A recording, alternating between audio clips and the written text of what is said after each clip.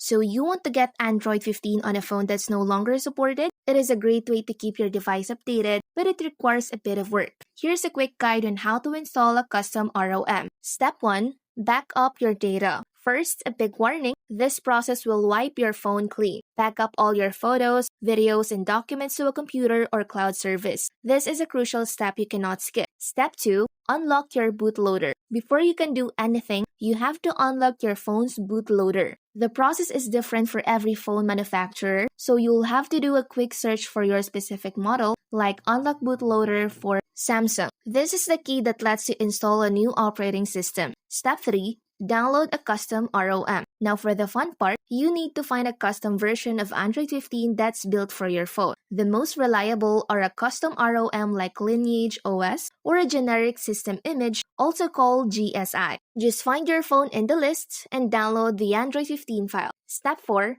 Flash the ROM. Connect your phone to your PC and transfer the ROM file to its storage. Then boot your phone into a custom recovery tool like TWRP. From there, you'll wipe your old operating system and then select the option to install the new custom ROM file. Once it's done, you can reboot your phone and it will be running Android 15. It is a bit technical, but a custom ROM is the only way to get the latest Android version on a phone that the manufacturer no longer supports.